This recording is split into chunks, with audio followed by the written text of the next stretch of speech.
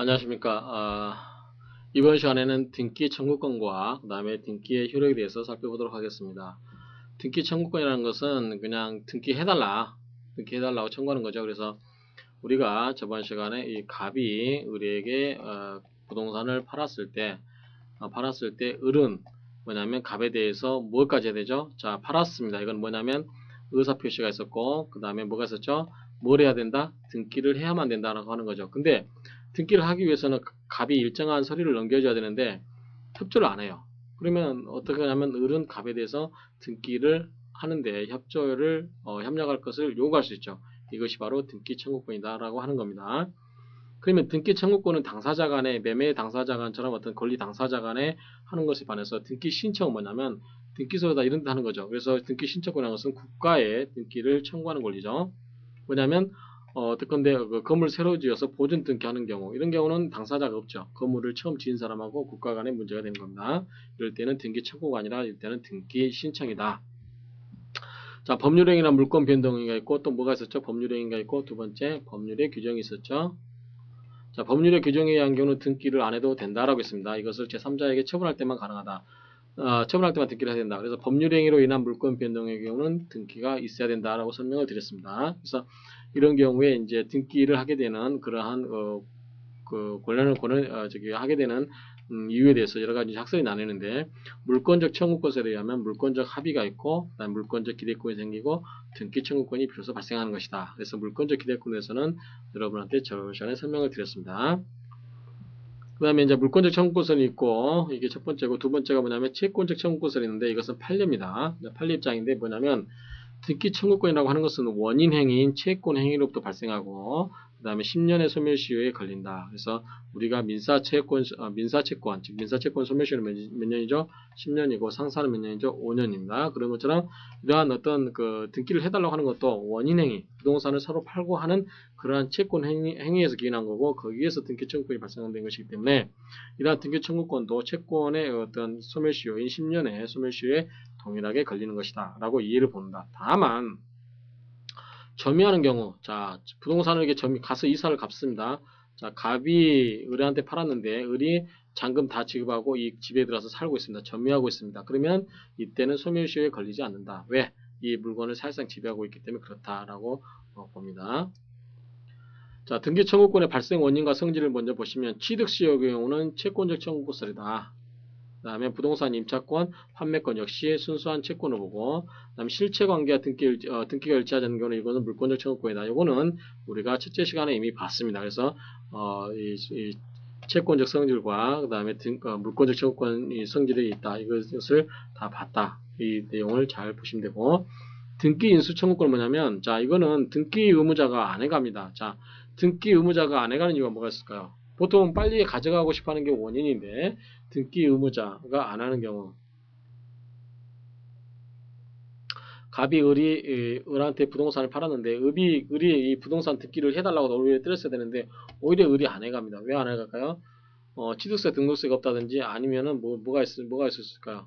그 다음에 을에게 다른 재산이 있어서 뭐 이 재산을 먼저 처분하고 뭐 나중에 이 양도세를 안 내고 1가구 1주택인 경우 고가주택이 아닌 한 양도세를 안 내기 때문에 이거를 먼저 팔고 나중에 이거를 나중에 팔고 나서 하는데 이게 안 팔린 경우 안 해갈 수 있죠. 그렇죠? 2주택이 돼버리면 안 되기 때문에 그런 경우에 여러 가지 이유가 있기 때문에 그런 경우에 안 해간 경우에 갑이 제발 등기 좀 가져가라 라고 청구할 수 있는 거. 오히려 등기 의무자가 등기 권리자한테 사정하는 거죠. 그러면 일단 물권의 변동은 효력을 먼저 보겠는데 자 당연히 가장 기본적인 효력이 권리 변동 효력이죠. 그렇죠? 그래서 이것은 뭐 등기부에 기재될 때 권리의 변동이 발생한다. 지금까지 우리가 내내 보았던 내용들이 이 내용이 됩니다. 그 다음에 이걸 등기를 하게 되면 제3자에게도 일정한 경우에 대항할 수 있습니다. 이것을 대항적 효력. 그다음 순위 확정적 효력. 이거는 뭐냐면 여러분들이 등기 순서에 따라서 그 순위가 확정이 됩니다. 예컨대 저당을 잡을 때 1번 저당, 2번 저당, 3번 저당이 있을 때 이 1번, 2번, 3번 간의 저당의 순위는 뭐한다? 이 순서에 의해서 권리가 정해진다. 이것이 순위 확정적 효력이고 등기의 점유적 효력은 등기부 취득시효. 예컨대 등기를 하고 나서 10년간 점유하게 되면 소유권을 취득할 수 있죠. 이것이 바로 등기의 점유적 효력을 인정하는 겁니다. 그다음에 형식적 확정력은 무효인 등기라도 말소 등기에 의하지 않고는 말소할 수가 없다. 그래서 그것이 형식적으로 유효한 걸로 이게 확인하는 거. 그다음에 이제 추정력입니다. 추정력이라는 것은 어떠한 사실에 대해서 등기가 돼 있으면 그게 진정한 것이구나라고 이렇게 추정을 해주는 효력이 추정력이라고 할 수 있겠죠. 그러면 이러한 추정력은 뭐냐면 무효인 등기라도 등기가 말소될 때까지 실체 관계에서 권리가 존재한다. 그렇죠. 갑에서 10만 원 쉽게 이야기해서 갑에서 을로 이미 등기가 이전이 됐습니다. 등기부상. 그럼 여러분들이 이걸 뭐로 확인할 수 있습니까? 이 건물이 갑의 것인데 을로 넘어갔다. 그러면 을이 이 물건을 샀구나. 만약 얘가 매매라고 됐으면요. 샀구나라고 실제로는 사지 않았더라 하더라도 이 을이 갑에게 을이 넘어가는 소유권 이전 등기 원인이 매매라고 됐으면 갑과 을 간에 매매가 있었구나라고 추정을 하는 거죠. 그러한 뜻입니다. 그러면 이 추정력이 어떤 범위에서 미칠 거냐라고 하는 건데 권리는 당연히 미치겠죠. 소유권 이런 건 당연히 미칩니다. 그래서 소유권이 넘어갔다. 인정하죠. 등기 원인에 대해서 추정력이 인정되고 등기 절차에 대해서 적법하게 됐구나. 만약에 농지 취득이라든가 토지 허가 구역에 있어서 등기가 돼 있으면 뭡니까? 여러분들 반대로 적법하게 농지관리위원회에 승낙을 받았거나 또는 구청에 토지거래 허가 같은 경우는 토지거래 허가에 대해서 승낙을 받았구나라고 추정할 수 있는 거죠. 그렇죠?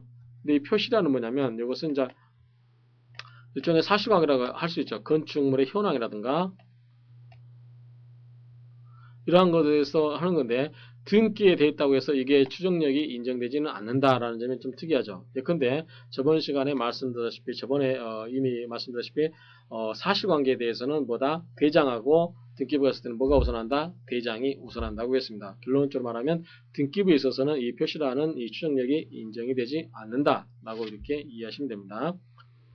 추정력의 본질에 대해서 사실상의 추정설과 법률상의 추정설이 있는데 이것은 뭐냐면 입증 책임이 누구에게 있냐라고 하는 거죠. 만약에 사실상의 추정력이라면 이것은 등기 명의인의 입증 책임이 있는 거고 법률상 추정력은 뭐냐면 이것을 등기 명의인이 적법하게 등기하고 있구나라고 믿는 거죠. 그래서 입증 책임을 상대방이 부담하는 것이다. 이게 판례의 입장입니다. 판례 입장은 이에 관한 내용을 쓰는 거고요.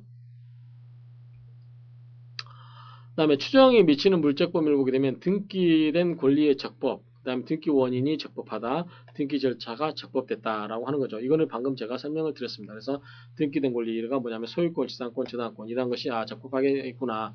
여러분들 집에 토지 부동산에 저당권이 설정이 됐습니다. 그러면 이거는 원래 우리 아버지가 어떤 사람에게 빚을 져 있구나라고 추정이 되는 거죠. 그렇죠? 저당권 같은 경우.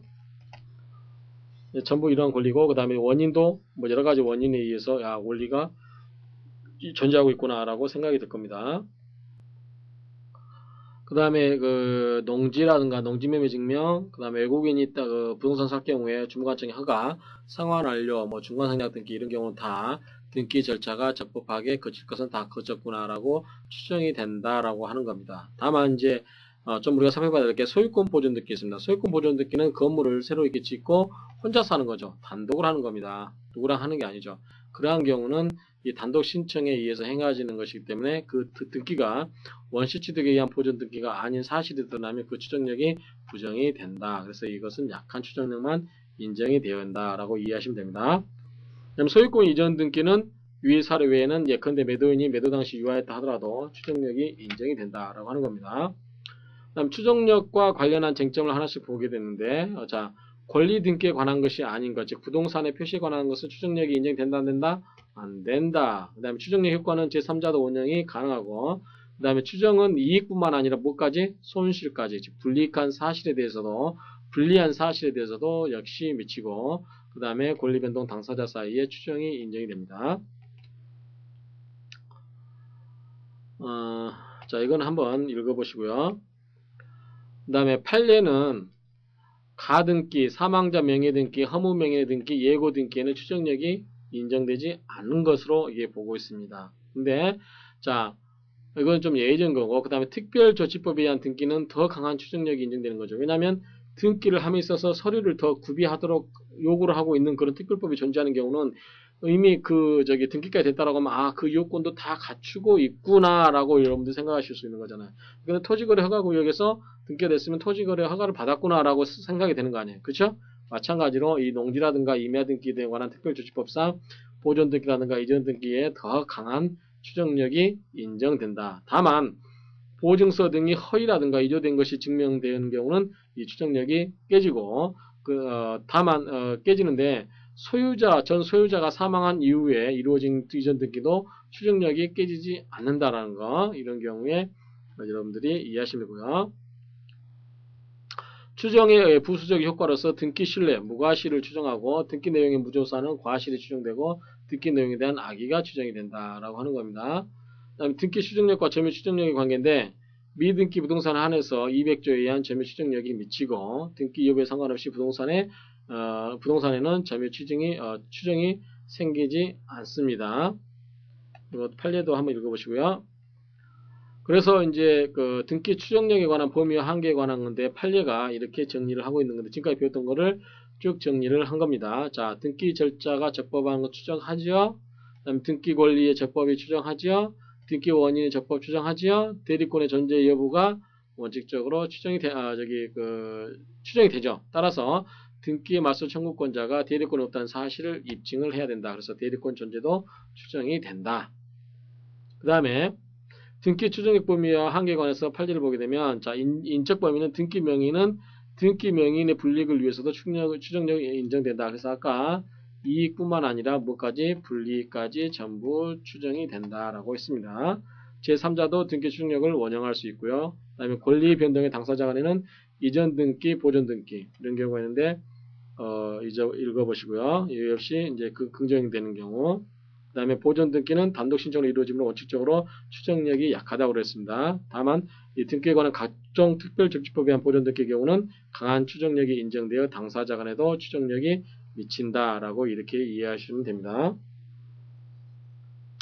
그 다음에 추정력이 이제 분봉되는 경우인데 한계인 경우, 즉 추정력이 깨지는 경우가 어떤 거냐면 보존 등기 명의인 외에 당해 토지를 사정받은 자가 따로 있음이 밝혀진 경우, 그렇죠?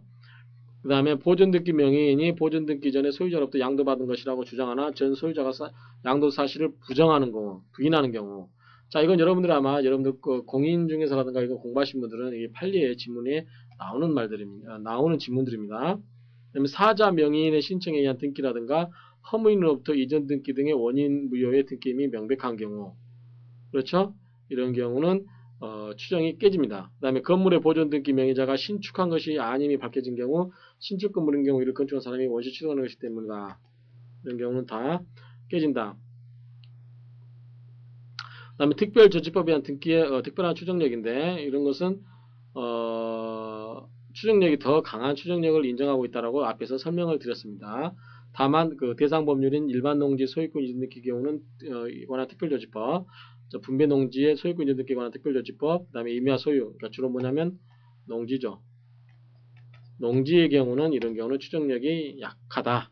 이렇게 이해하시면 됩니다. 그 다음에 미등기 부동산 취득사의 법률은 여러분들이 이제 한번 쭉 이거는 참조로 읽어보시기 바랍니다.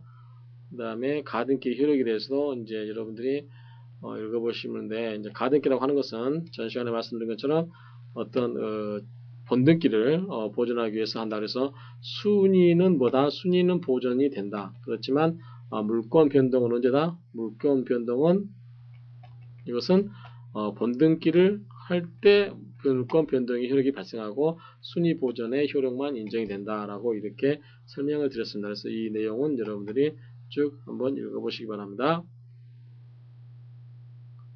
그 다음에 가등기의 양도성은 이 판례에 의해서도 인정이 되고 있고, 그 다음에 추정력의 내용도 지금까지 쭉 설명해 드렸는데 이 내용들을 한번 이 표로 정리한 거니까 여러분들이 읽어보시면 되겠습니다. 그래서 이 표 이하 부분은 여러분들의 본문 수업보다 내용을 좀 더 체계적으로 정리하기 위해서 이렇게 표로 만들어 놓은 거기 때문에 여러분들이 한번 쭉 읽어보시면 되겠습니다. 그래서 여러분들이 이제 등기의 효력이라고 하는 것은 그다지 어렵지가 않죠. 그냥 우리가 상식적으로 다 이해할 수 있는 범위의 그러한 내용들이 되겠습니다. 그래서 이번 시간에는 등기 청구권, 이 등기 청구권에 대해서 공부했고, 등기 청구권이라는 것은 등기 권리자가 등기 의무자에게 등기에 협력할 것을 요구할 수 있는 권리, 이것이 등기 청구권이고, 등기의 효력이 있죠. 등기의 효력은 가장 본질적인 효력이 뭡니까?